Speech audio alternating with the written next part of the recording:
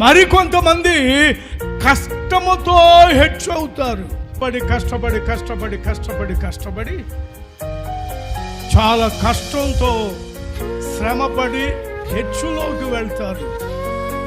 వీళ్ళు ఎలాగుంటారంటే ఏ దినము కిందకు వచ్చేస్తానో అనే భయముతో జీవిస్తారు.